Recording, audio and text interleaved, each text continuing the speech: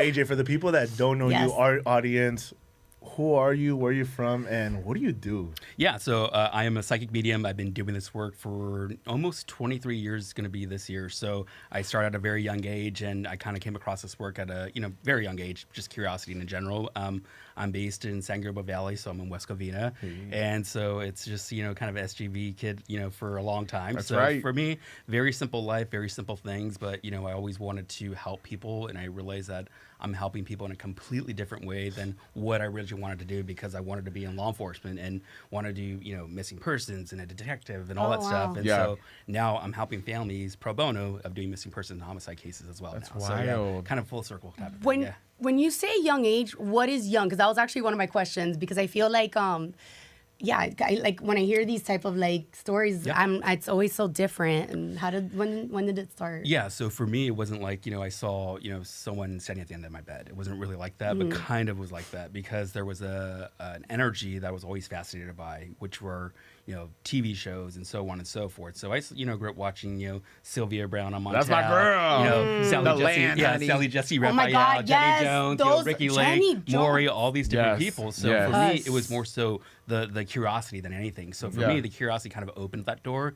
It wasn't that I was a big believer, but I was open to the paranormal, like the unknown. So for me, it was about really understanding what was beyond that. And for me, I started going to my, libraries in junior high school and so on and so forth. So for me, it really started in junior high school.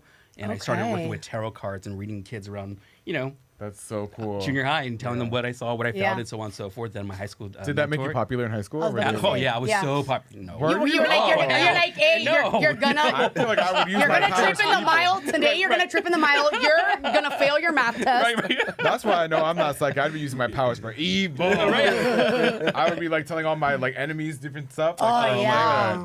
Mean Girls, but the medium wise. It's crazy, because I think a lot of people know my work as a medium, but they don't know I'm a psychic medium, because there is a completely difference between a psychic and a medium. So I'm glad to be here to kind of share some of my psychic work and abilities and questions about love, relationships, and all that stuff. When you see these spirits, do you like see them? Are they in your head? Can you hear them? Like, how do they display themselves to you? Yeah, so everything's out of my frame of reference. So I interpret things that make sense to me. So say, for instance, that I see an apple. Every time I see an apple means a teacher, religion, someone that works with computers. To you could be the person in spirit loved baking apple pie. So I can totally misinterpret something, but the way I see spirit is through my interpretation of how they want to present themselves to me. So if someone was like a certain age, they would show me someone in my family. They would show me someone similar to their passing, their age, and so on and so forth, what they did, their occupation. So I'm not actually seeing spirit standing behind them, because no one has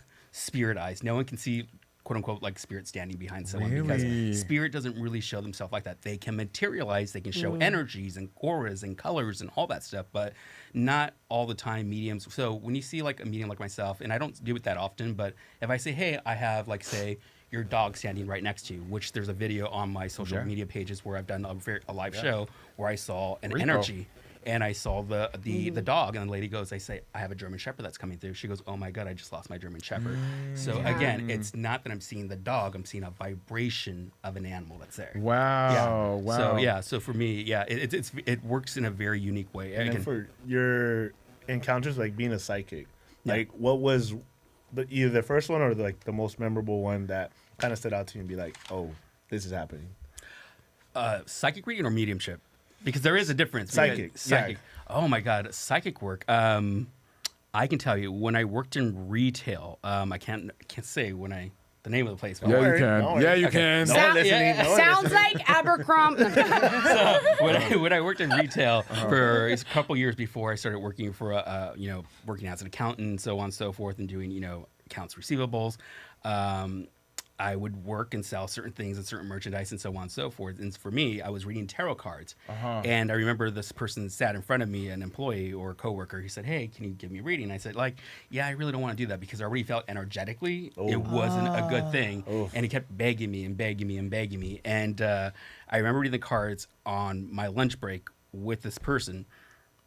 And that's when I never read the card. Oh, that's weird. That's when I never read the cards again, because there was a lot of stuff that came through that I saw the tower moment in the tarot cards. When I saw the tower, it represents, a lot of things. Oh yeah, the tarot card, yeah. And it could be positive and, reverse and so on and so forth. And there was a lot of things that happened afterwards. Got in a car accident. Lost his job. Got a DUI. That's the tower card for you. So there was everything that tumbled down literally in his life. And I told him, I don't want to read you because of XYZ.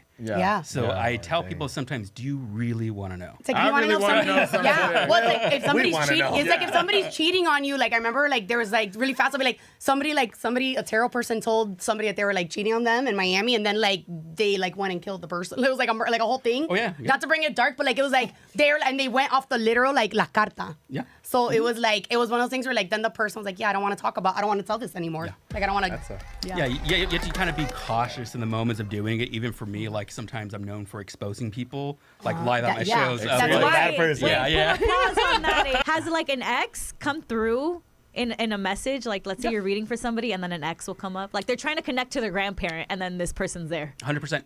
I had ex-wives, husband, boyfriend, girlfriends, partners, all that stuff come through. I'd be like, get out here. So when I do readings for like my live events, I tell people like, hey, expect the unexpected, because people are hoping to hear from their mother, and I get their mother-in-law or their ex-mother-in-law that comes through in a reading that they're like, oh my God, I hated her.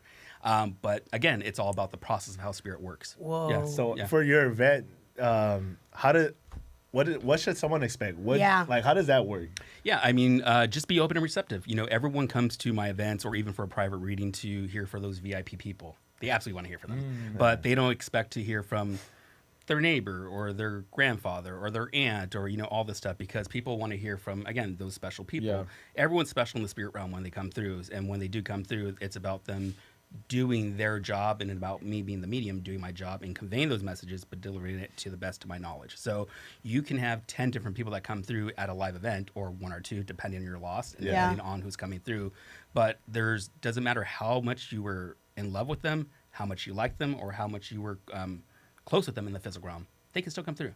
Yeah. So if someone passed on 20 years ago, 50 years ago, they can still come through as long as you can validate the information. Yeah. That's the only reason why they're coming through. Someone on YouTube is asking, can you do couple readings? And yeah. Have you done them? Yeah. And have I done it? And have I done it? And then they break up. No. Speaking of, I actually have a question. Speaking of like couple stuff, this is more about like you, but like, have you ever been like hooking up with someone? He's married, by the way. He has a wife, but go ahead. No, but it's not. I get in trouble before I talk all the time. Not recently. I know. I'm like, anytime. Not in the last 17 years. Yeah. Anytime. There it is. Let's point that out. I guess my thing is, when you're like banging, like you're like in the zone, like has that spirit doesn't come through in those moments. I knew that's where you're going. Absolutely not. Okay. That'd be really awkward and really weird. Also, but no. Bang, I don't know. You could have been like after, like yes. I don't know like what the vibe is. No, spirit doesn't come through in your private moments if you're in the restroom, using the bathroom and all that stuff. When I am a spirit, I absolutely will be in those private moments. That's why. But here's the honest truth though, is that when you honestly go, any of us, use a restroom or take a shower, a bath, whatever it is, that's actually our time, our moment to meditate, clear our mind, and so on and so forth. So you got to think that's part of your way of meditating, or kind of like detoxing, letting go of energies, and so on and so forth. So I won't be allowed to when I am a spirit, because basically. I do want to. Right.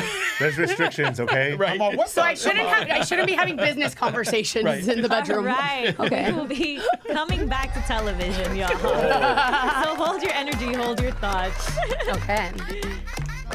And we are back with AJ Barrera. We were just talking about how when Curly comes back to us in spirit form, he will make sure to show up at all times. I always keep it real with y'all. Yeah. I tell all my friends I'm going to haunt you. I will. And this line of work that you do, does it never fail to surprise you or like inspire you to keep on helping people and be in this process of, how you said, in people's healing journey? Yeah. I mean, for me, it's about the journey. It's all about that. It's not about me as a medium. It's about the messages I come across. So if I can be a clear vessel and deliver the messages as clearly to the client, to the person receiving it, then I've done my job. That's all. I can care less about the stuff that I've done over the years, but the stuff that I've done over the years helped me reach so many people internationally. UK, Australia, all over the place. I read for people. So for me, it's a blessing. But again, it's about the message, not about the medium. Yeah. So when you walk into like a room, do you like se te pega? Like, do you feel something? Like when you walked in here? No. Like the toxicity around the room? Let's actually ask some personal questions. Yeah. Okay. What's the level of toxicity that you feel in that room, AJ? Yeah. Who's calling to you? Call us out. Drag us. Who's the most toxic in the aura? It can even be in the other room. Do you want to be honest? Yeah. Okay. I'm going to go with you. Because she's from Florida, that's why. So I actually Who's want to do surprised? something. Can I get your birth month and your birth? Oh, he took out a notebook with a pen, y'all. What's your birth month and your birth date? I don't need the year. 5/13. I'm not telling my year on live television. I'm just kidding. 1963, y'all. That's the year right there. Okay, so when I do you in numerology, you actually break down. Last year actually was a bad year for you, right?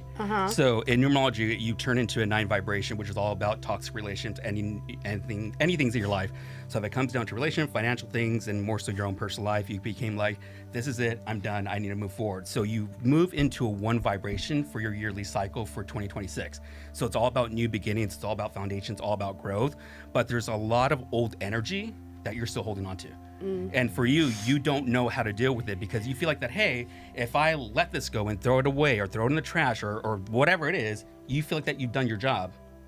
Physically, yes. Emotionally, no. Ooh. So you have a lot of work that you need to do for yourself. Honestly, not here to tell you what to do, No, but I to be wanna hear honest, it. because I really believe that you need the reality check, not from a medium, but for yourself, because you are an overachiever, an over pursuer of what you want to do. But then you put yourself in a lower vibration saying, I'm not worthy enough. So I think it's about raising that elevation, raising your vibration, saying like, this is where I stand and this is what I deserve. Because for you, I'm not saying that you're a bad person vibrationally, you're just in a bad spot.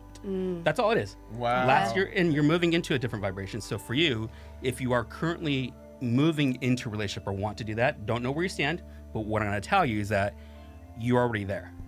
Wow. You're already there. Okay. And I think you just need to be patient with that process. Yeah. Okay, now me.